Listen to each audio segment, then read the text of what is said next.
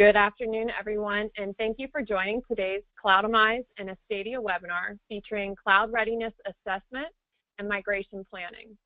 During the presentation, if you have any questions, feel free to type it into your chat box on your control panel. We're going to save the questions till the end. We have a great presentation for you today, so let's get started. Steve, I'll hand it over to you. Thank you, Desiree.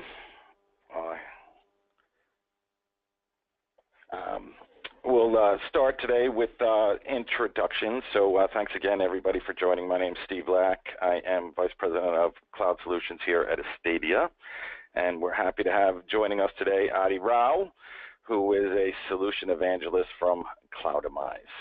So today we're going to talk about, of course, I have to do a little Stadia commercial and Cloudamize commercial at the start. We'll keep that brief.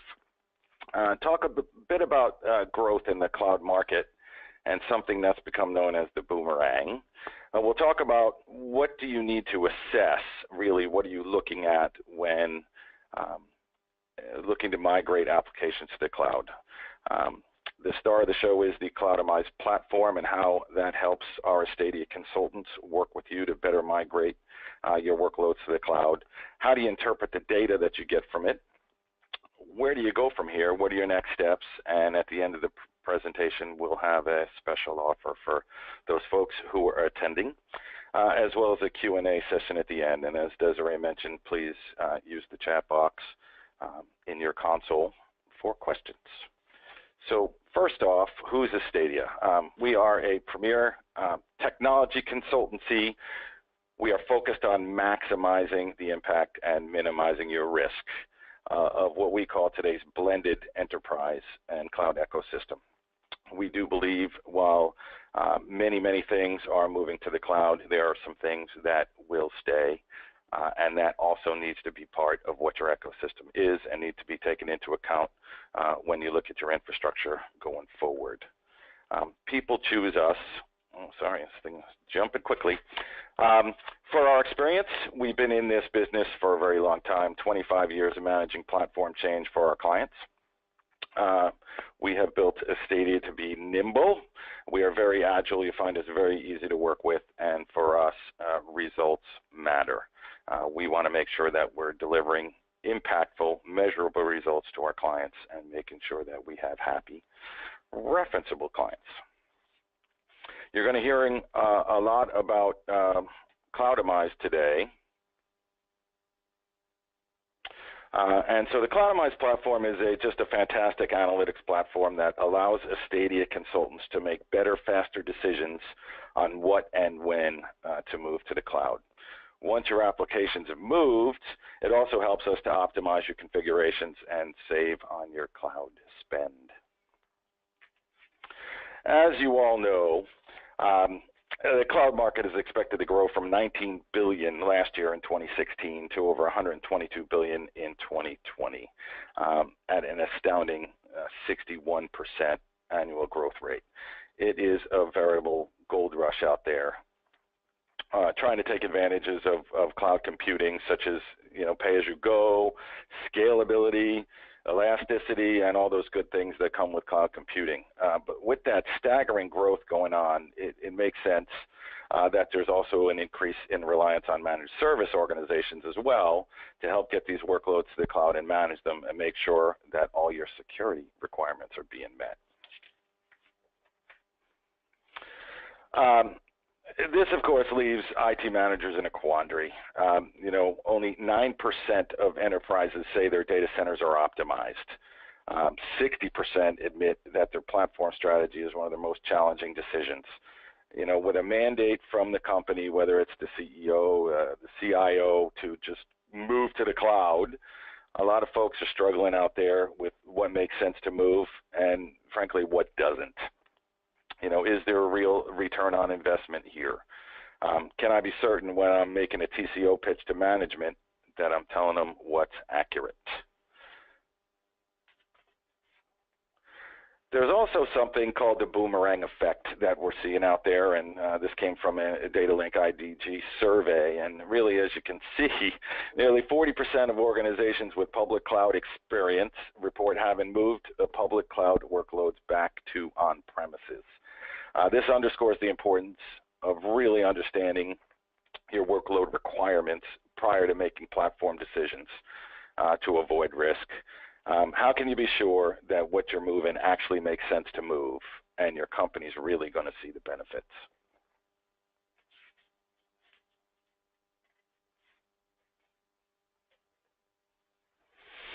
So how do you know that you're approaching this the right way? What exactly do you need to look at? Well, first and foremost is the actual environment, which will show you the best and most expedient way to handle. In addition to that, there are many, many other things that are going to be that you'll need to address during your analysis. For example, the impact on existing business, your current environment, your business processes. We'll get to those and talk about those in a little more detail later on in the session. So I'm sure many of you have been through this before when you were looking at other ways to do things. I mean, really, prior to being able to automate this process, there's just an endless string of questions, spreadsheets, and interviews. A lot of people from various groups throughout your company would need to be interviewed. Typically, there were diverging opinions on which applications are where, which are talking to each other, what are the compute and storage requirements for each, and more importantly, do we have any rogue devices or shadow IT out there that we're not even aware of? And in most cases, absolutely. Well, starting with an incomplete CMDB, pivot tables, old Visio diagrams, and long interviews, this was really an interminable process. So I'm going to turn this over to Adi and have him discuss how Astadia and Cloudamize can make this process much simpler and faster, and dare I say, relatively painless.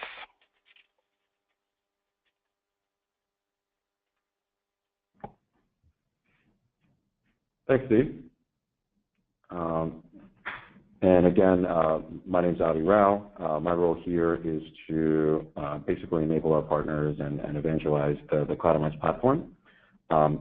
So I'll go over a little bit what we do here and how Astadia can leverage that within their service offerings. And we'll start, kind of at the beginning with the challenges we see in the cloud journey that we try to solve. First, obviously, which cloud is right for me? How much will it cost? Right? There's a lot of differences between the different vendors, whether it's Amazon or Azure or Google or what have you. And getting getting an idea of all of their offerings and trying to find that right solution for your workloads and your environment can be a challenge. So that's something we want to address. From there, like which applications should you move, what order should you move them, and what are all the applications we have and how are they connected? And getting back to what Steve was saying, there can be a lot of things in the environment out there that people don't know about, or it can be a challenge to discover. And then, what configuration is best? How do you know that you're going to get that optimal performance at the lowest possible cost, right? And ultimately, after you move or as you move, you want to plan for capacity as well, and do it, in tandem with what your business drivers are. And those are some of the challenges that we're trying to solve with our platform, right? And it's a infrastructure analytics platform, and we try to take care of the entire cloud journey. And again, find that best fit configuration and the best fit vendor, automate that discovery, the dependency mapping to ease the migration, and then ultimately provide some ongoing performance analysis, making sure your things are sized appropriately on an ongoing basis, planning for capacity, things of that nature, so that our clients and our partners have very clear visibility into what's being spent, how it's being spent, that sort of thing. And as far as the cloud journey itself, we see it in 5 phases, right? Assess, plan, migrate, validate, and manage. And we start in the beginning with our initial assessment and initial assess dashboard. And what we do here is collect system-level data from the environment and use that to project the workloads into Amazon, Azure, Google Cloud Platform, any combination of those three. And we actually benchmark all of the cloud offerings. Right? There aren't any publicly available benchmarks for the cloud, so it can be very difficult to project performance. But because we do that internally here, it allows us to very accurately project performance, which, again, is going to give you that best fit configuration. And in addition to doing so, will help you realize kind of very precise TCO of what things will look like once it has been migrated. From there, as those business cases are built, you actually have to plan out what that migration is. How many VMs are out there, right? What applications are living on which machines? How do they depend on each other? What ports do they communicate on? These are all the things that need to be discovered, and that's something that our platform can automate. And ultimately, beyond that, it's a large volume of information, and the platform allows you to parse that information very quickly and build logical move groups, and ultimately prioritize those move groups so you can build that roadmap to the cloud.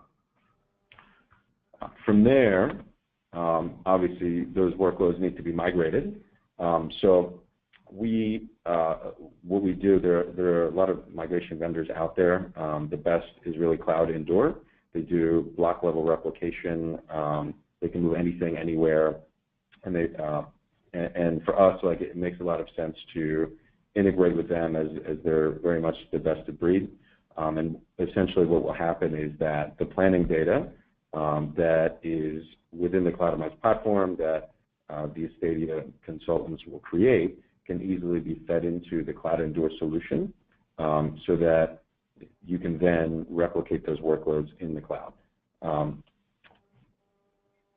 From there, as those things move, it's important to come back and validate the migration. We want to compare the new state to the historical state, make sure everything is sitting on the infrastructure according to the plan, and ultimately make sure that the applications are communicating as they should, that the security groups are built out as they should be, so you can sort of give a thumbs up to that phase of the migration and move on to phase 2, or ultimately move into ongoing management. And the platform allows you to do that as well, at least just for the infrastructure side, where we can size things appropriately. Again, it's important to do that initially, but ultimately, prices are going to change. There's going to be new offerings introduced, and it's critical to make sure that you're utilizing the appropriate resources for the capacity that you need.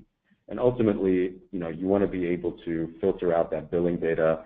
If anybody on the call is familiar with a cloud bill, you're looking at kind of massive spreadsheets where it's like, hey, you owe me $3 for this disk and $5 for that, and it can be hard to analyze that data and build out reports to see who exactly is using what, and the platform can allow us to do that as well. So that's our goal here, right? That's how we see the cloud journey, and we want our analytics platform to be able to support our partners who are architects, and they have cloud expertise, and they can fill in the gaps around what we do from a data and analytics standpoint. So key value drivers by leveraging Cloudamize along with Stadia is that, again, you're getting that optimal cloud environment. You're able to control costs and lower costs, move kind of more from a capital expense to more OpEx type environments, and those decisions can happen very quickly, right? It's very much a data-driven process, and those decisions can be made quickly and ultimately accelerate the time to that cloud value. This is some of the companies we've worked with here, and again, just getting back to some of the key value drivers. from a number standpoint, anywhere from 65, 75, 80% reduction in migration planning cycles. And then average cost savings can be, up to 48%. And again, that's by both sizing things appropriately early on, as well as managing that appropriately on an ongoing basis. Now, as far as how it works,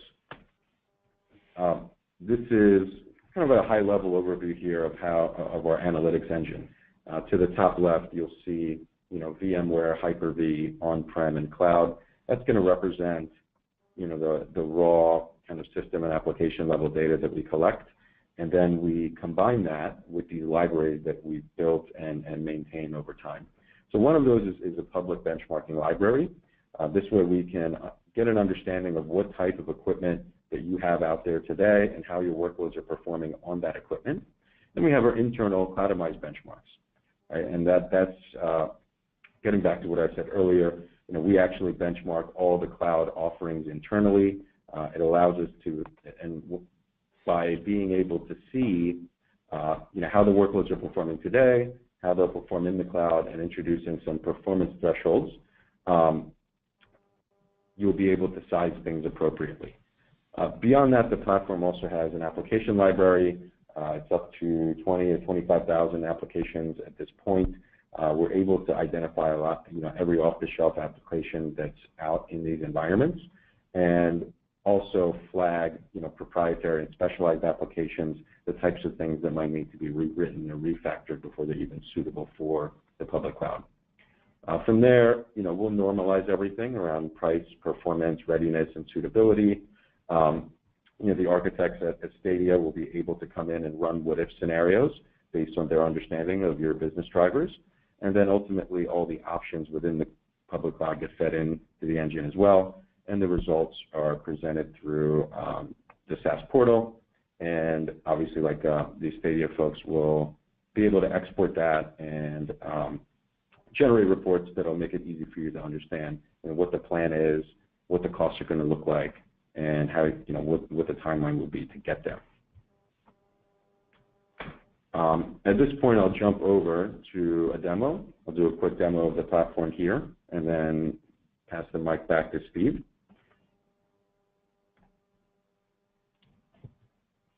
So this is the SS dashboard. This is the initial area when we launch into the results. And again, the idea here is that we want to project cost and performance into all three public clouds. So we'll start here briefly with Amazon Web Services, and you'll see, first thing obviously is the annual cost, and we'll break that down into the compute, storage, and network costs between physical and virtual machines. Underneath the AWS logo here, you'll see we're currently in hardware on demand. So on demand is month-to-month pricing in Amazon, and there are many pricing plans across the various public clouds. And what we're doing here is hardware mapping. So this is just like a like-for-like mapping, and it's really more how people traditionally approach trying to provision workloads in the cloud. But ultimately, it's really not the right approach. What we want to do is optimize on cost and performance and leverage the fact that things can run more efficiently in the cloud. Right? So underneath here is workload mapping, and this is where we'll actually size things appropriately. Again, getting back to the benchmarking, the performance thresholds, we want to make sure that we can recommend a configuration that will allow for the required performance at the lowest possible cost. And so those two views are available really across all three clouds. But from there, some of the data can change based on the inherent differences in the platforms themselves. So for example, here in AWS, we will show what it would look like from a cost perspective if you were to do an all-upfront 3-year payment, right, or an all-upfront 1-year payment, for example. On the Microsoft side, we will show the 12-month prepay option, things of that nature. So, you're able to see kind of best case scenario, worst case scenario, and get a real balanced understanding of what costs could look like. From there, we can predict, we'll show both the observed and predicted behavior for every single machine that we analyze. Right? So, and for example, here, on the compute side, you're able to see the OS and the version on each machine. What instance type are we recommending? And there's dozens and dozens of types. So we'll actually recommend one, and then we'll tell you why we're recommending that via the bottleneck. Right? There's always going to be a reason that we're not going to go smaller. So we'll show that there. We'll even show not just observed uptime, but also we'll do some usage pattern analysis and make recommendations on what that could look like. And again, based on what the Stadia architects know about your business, they could come in and say, hey, a lot of this stuff we might be able to turn off on nights or weekends or both and get even greater cost savings. Right? And from there, we'll show, again, observed and predicted behavior. Here we have an 8-core machine running at 28% peak CPU on-prem. We're recommending scaling down to a 4-core machine that'll run at 29% peak CPU. Our target is 60%, but it'd be nice to get closer. In this case, we can't get any closer because we don't have enough disks to support the storage. Right? Similarly, on storage side, we'll make a recommendation on what type of storage that we need to purchase. Again, that'll optimize cost and performance, but ultimately, we'll also show data for all of the other available options as well. So that, again, if you're planning for capacity or you want to plan for some load growth, that data, the observed and predicted data, will be here as well. And it is possible to drill down to even greater detail, either to understand and justify our recommendation or make changes based on usage pattern analysis. So here, for instance, you're able to see CPU usage over time, both observed and predicted. And if need be, these Stadia architects will be able to drill down, in 5-minute intervals, 1-minute intervals, and see the performance exactly as it happens when we were collecting data, so they can provision appropriately. And in addition to CPU, we're also able to see, memory and network bit rate over time, occupancy, IOPS, throughput, operation sizes for all the disks. And again, like for, say, you're on Amazon side, we can show, there are a lot of offerings that involve credits and tokens and things of that nature that can be leveraged very efficiently, but you need to have a clear understanding of what those resources look like. We'll be able to show that as well. So that should give you some idea of what the granularity is here and how precise this platform can be. And beyond that, what the Stadia team can do is come in and even tune even more specifically, right? They can come in and, based on your needs, move things to different regions, change different pricing plans, change some of the performance thresholds and instance types, again, aligning with your business drivers so that you get a very specific design that's tailored to what your needs are there. And again, this is just kind of to help build that business case. But ultimately, from there, you need to actually come in and plan that migration, right? And this is where most teams get bogged down, right? It's trying to find what's out there in the environment and how things communicate. So what we will do is actually lay out a topology view of the environment so that you can visualize what's out there. And you'll see that to the left here. You'll see all of the kind of groups and assets and machines. And to the right, you'll see all of the applications in this environment. And what we're able to do is very quickly come in and show, hey, I want to move my SQL server to Azure or Amazon. Like, what would that look? How would I do that? Right? Well, if you search for that application, what we can do is come in and start mapping out dependencies so that hey, if I start picking up application X or application Y, how does it depend on everything else in the environment? Like, how do I know I'm not going to break it by trying to move it? How do I know I won't affect some other application in an adverse way? right? So what we'll do here is map that out so that you're able to see very clearly, what needs to be moved. And beyond that, we provide a great deal of detail into each specific dependency. So we can show, what the client and IP names are, what the specific processes are. In this case, we have read portal services communicating with SQL Server. Get down into the details of specific executable names, vendor information, the types of things that, solutions architects need to be able to design a solution and, again, be very precise. Right? And as you build these groups, well, earlier we gave an idea of what costs could look like, at a high level for all machines. Here, we can also, as logical groups are created, give an idea of, hey, what's my price going to look like if I just move this, right? And is that based on a design that came right out of Cloudamize, or is it something that was customized by the services organization, right?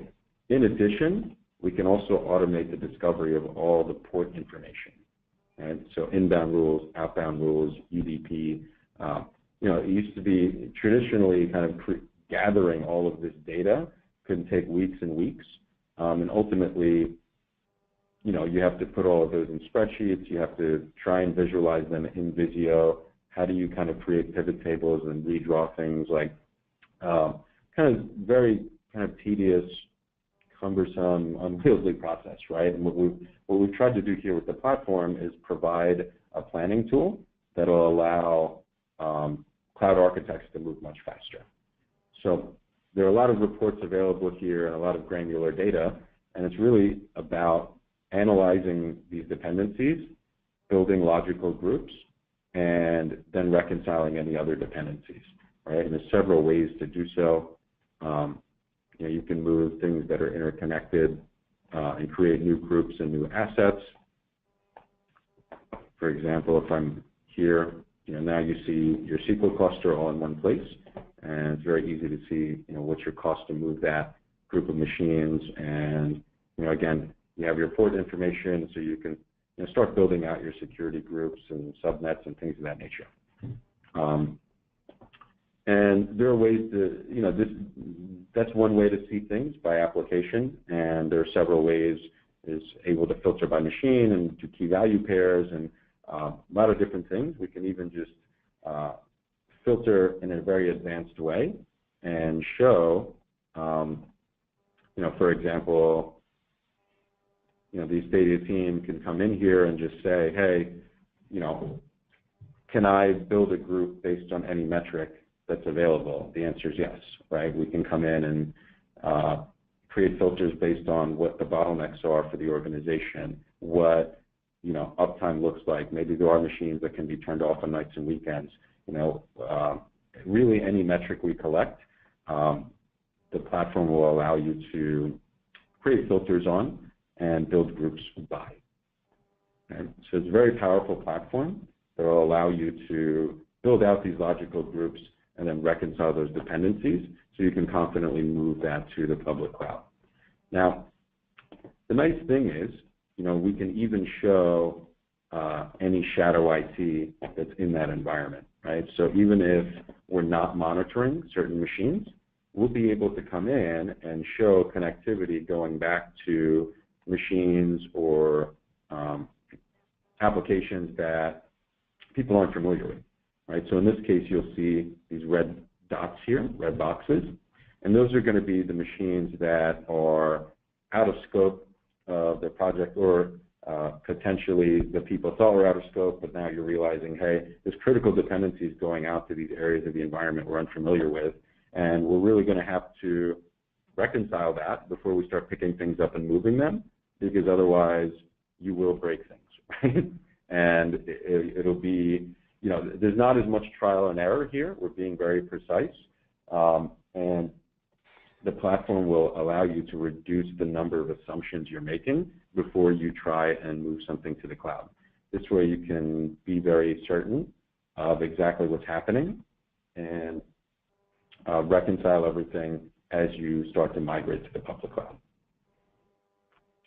And then again, as these groups are built out within the platform, it makes it very easy we can push that out to Cloud Endure, right? And essentially come in, choose which design you want to create in the cloud, choose which groups you want to actually migrate. And then from there, the data that needs to be passed to the migration tools will be populated, and there'll be tight integration, right? What we can do is actually have our platform communicate with the replication platform. The information passes over via API, and you can do that right from here. Again, eliminating a lot of manual processes. And just to jump in, Adi, so Cloud Endure is another strategic partner of Astadia. And for those listening in, we'll be doing a webinar with Cloud Endure sometime towards the end of April. So keep your eye on your emails for that. Thanks, Adi. Thanks, Steve.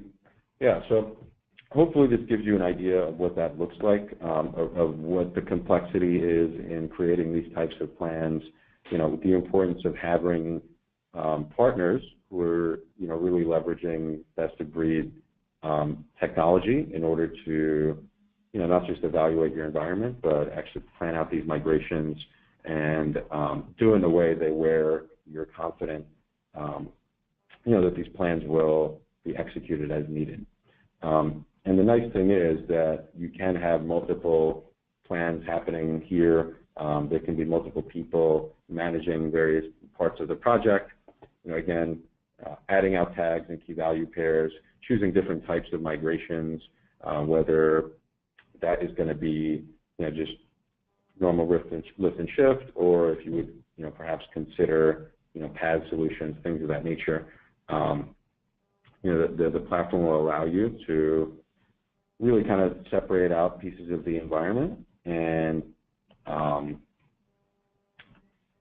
prioritize that as needed, right? And you're able to make changes globally and have several different designs here at once.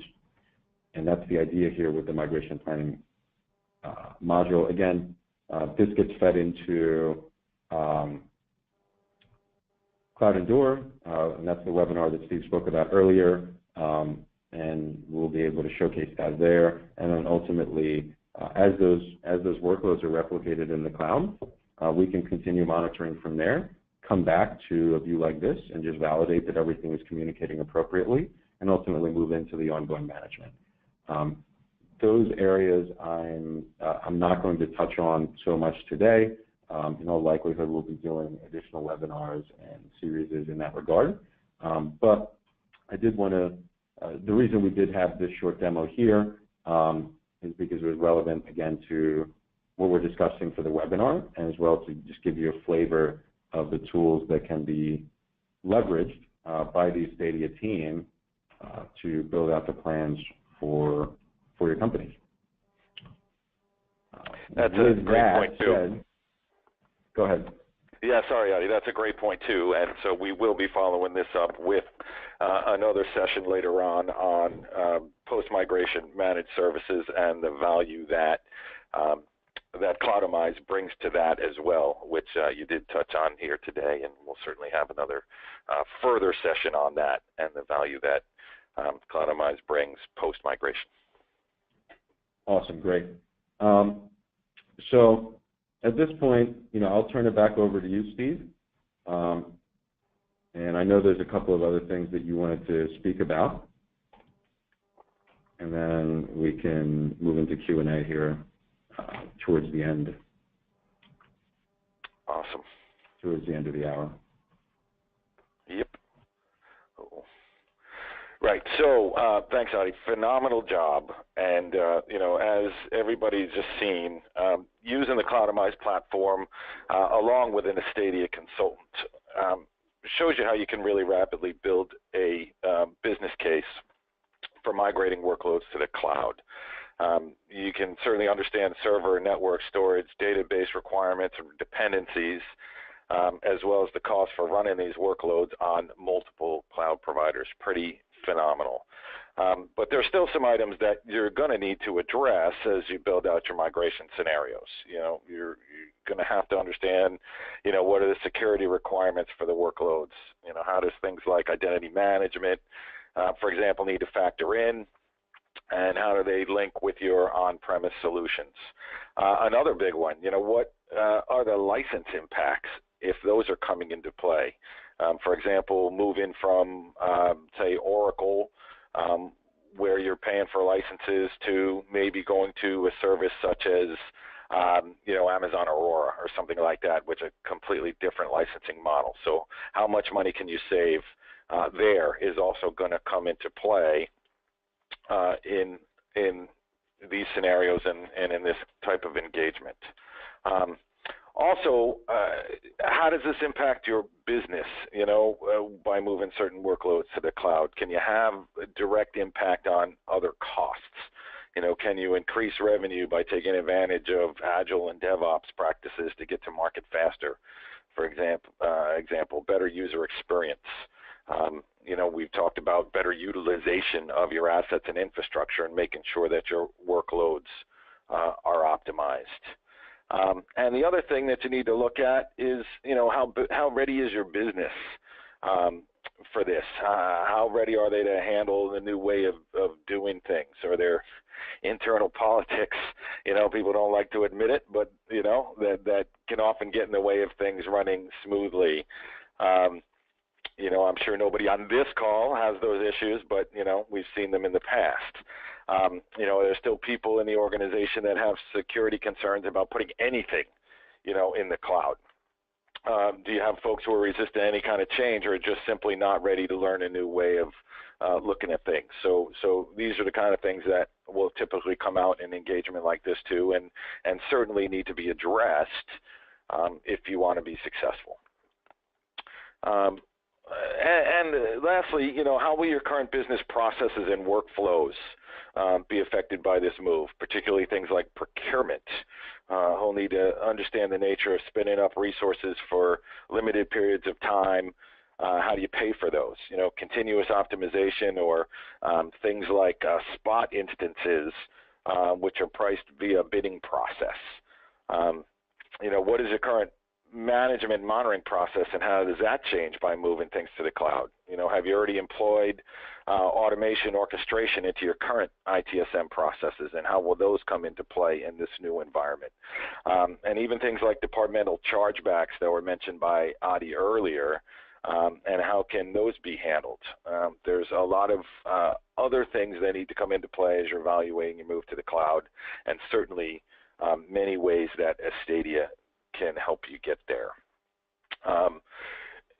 Just as an aside, an enhancement, I guess, on something else I had talked about earlier, with this 60 to 85% time savings.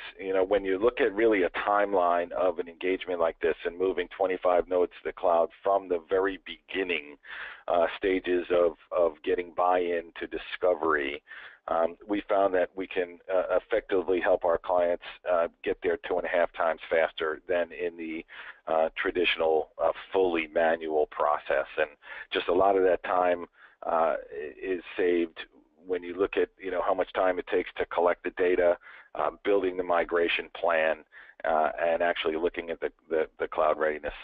So it's just a phenomenal time saver.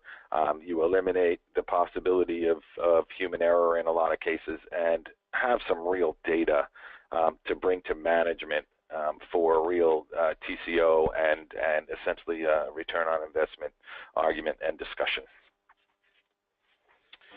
So with that said, we'd like to offer a cloud readiness assessment for those folks who are on the call. Typically, something like this, we come in and do up to 25 nodes or servers, everything that you've seen from the Cloudamize platform. Discover your infrastructure, map the dependencies, build your move groups, help you identify cloud configurations, the optimal one for each workload, and give you that price comparison between AWS, Azure, and Google. And typically, we'll charge about $18,000 for this for attendees of this webinar. We're offering a $99.95 price for that, certainly plus any travel if required. So if you are interested in taking us up on this, and I hope you will be, send a mail to info@astadia.com to claim the offer. So with that, I want to say thank you for joining us. We're going to turn it over to Desiree now for any Q&A. So take it away, Desiree. Wonderful. Thanks, Steve. So we have been getting some questions coming through. First one, will you be able to tell me if a workload does not make sense to move to the cloud? Steve, absolutely. Yeah. I will take that, and thank you. Yeah, absolutely. I think we tried to address that earlier as you saw the whole boomerang effect, that you need to make sure that what you're moving makes sense to move, and that not all workloads make sense to move. You know, an application with static usage on a solid server probably doesn't have an ROI attached to it, or you know, if something is similarly running 7 by 24 by 365 on a relatively recent piece of hardware, sometimes the math doesn't work. So there are absolutely times to move workloads, many times, and there are certainly times that doesn't make sense, and our job is to let you know which is which.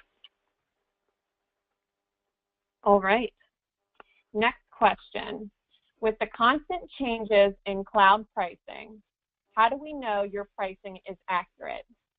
Adi, would you like to take this one? Yeah, sure thing. So, you know, the pricing will be reflected via the platform. Now, we're partners with AWS. We have advanced migration competency with Amazon.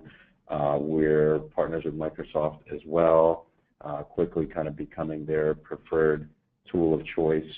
Their kind of consulting services, center of excellence teams leverage Cloudamize as well. And then we are a preferred platform of Google as well.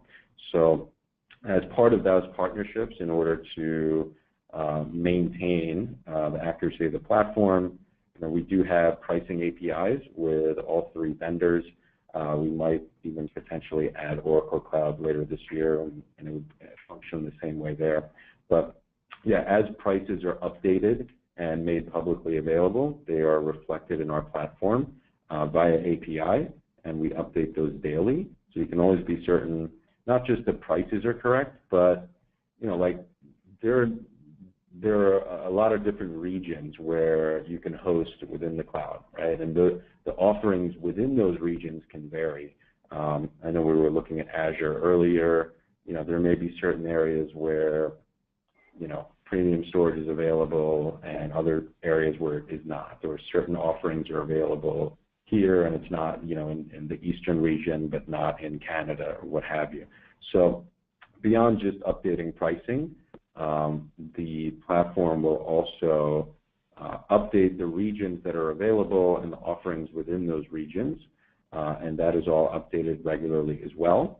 And even when there are new offerings, we will benchmark those and get them within the platform. That can take a bit longer, but really it's just a couple of weeks in order for us to do that before we can kind of confidently project performance. But yeah, we absolutely stay up to date on the latest and greatest within the cloud, so that you can be certain that, you know, you're not missing out on anything when you know, the Stadia team is leveraging the tool set to make recommendations for your company. All right. Another interesting question just came in. Can most applications move as is, or do they need to be refactored in some way? Steve, do you want to take this one? Yeah, that's a good question, actually. So many existing applications can be moved as is, you know, with certainly minor modifications that are typically related to infrastructure, you know, security groups, elasticity, those kinds of things.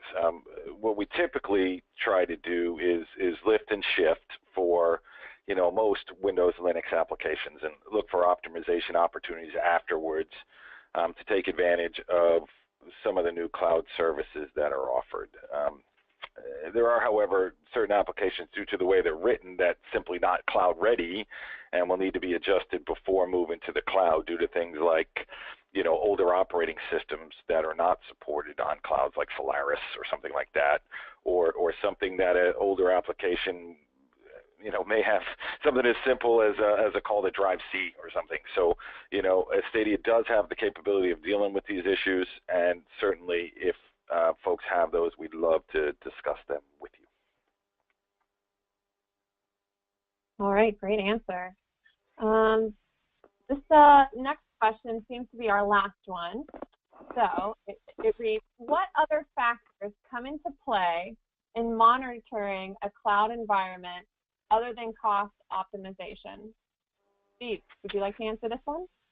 Sure. Yeah, that's also a really good question. I think Adi did a great job, too, of talking about how the Cloudamize platform helps with optimization as far as not only as far as instance sizes and taking advantage of new offerings that come from the cloud providers, but also the just tremendous advantage and help in being able to rationalize, let's call it, cloud provider invoices and be able to look at chargebacks and departmental chargebacks and things like that. But also, a lot of the same issues that affect on-premise infrastructure applies to monitoring the cloud too. When you think of infrastructure as a service, the customer is still responsible for making sure that the VM is running and not exceeding thresholds, things like CPU, memory utilization. You're still responsible for patching the operating system, monitoring the applications, and maintaining security. So those things are still going to come into play in addition to monitoring your cost data and optimization. And then there is an awful lot of things like automation and orchestration, which we'll cover in our webinar on cloud management and monitoring that will come into play from a managed service organization as well. All right, great. We actually have an additional question that just popped through. It reads, can you speak a bit to the security concerns that stakeholders definitely raise? Who would like to tee this one up? Sure. I'm assuming that's talking about putting an agent on a machine. So I'm going to let Adi address that. And then if that was not the question that was asked, if you could follow it up with an email, we'd be happy to address it. Yeah, so there's, thanks, Steve. So there's a couple of ways that could be directed, right? One is obviously like on leveraging Cloudamize itself. And in that regard, our software, we do need to install Cloudamize discovery tools and agents in the environment, so we can actually discover, what's out there, look at the usage patterns so that we can do our analysis. From that standpoint, we do have kind of agent-based data collection. We can do things agentless. Again, depending on the scope of the project and the type of the environment, we may have, there is some flex there. Beyond that, what we do is essentially we collect that data, and it is really high-fidelity data. It collects every 30 seconds and pushes out to our servers every 5 minutes. Now, we do host our production workloads in the cloud. So what will happen is the data will travel out, and that can be over TLS or SSL or whatever you guys leverage. It basically communicates out on 443, or ultimately everything can be routed by a corporate proxy as well. So in that way, the data will always be encrypted in flight, and then we encrypt the data at rest as well, and the standard there is AES 256. And then we'll collect for a couple of weeks and then deliver our results. There aren't any reboots required. There are no inbound firewall rules to open. The data only travels out. And at any time, you can stop data collection via the portal or with a request. And then, like we will generally archive and delete the data after 90 days once the engagement is completed, and it can be done again right away upon request. So that's a little bit on, kind of how we collect data and the security there. And then obviously, if it's more on security concerns of moving workloads into the cloud themselves, that's getting back to a little bit what Steve was saying. It's very much kind of a shared responsibility model, right? Amazon and Google and stuff are going to have their kind of physical security and redundancy at the kind of core infrastructure level with, the armed guards and the biometric locks and all that kind of thing. But ultimately, it's the responsibility of the users to make sure that that the ports are secure and things are communicating as they should. And again, that's not something the platform provides. There's a lot of value in the data, right? But then that's where Astadia consultants can come in and say, okay, now that we very accurately captured all this port information, let's go start building up security groups and things of that nature. Excellent point, and I'll also add on top of that that we have a tremendous offering around managed security services in a cloud environment as well, which we'll certainly talk about at a later date. So thanks, Adi. All right, wonderful. Well, wonderful. Thank you, Steve and Adi. This concludes today's webinar. We appreciate you joining us today to learn more about cloud readiness and migration, and we look forward to you joining us again in the future. So thank you for joining, and we'll talk to you soon. Bye.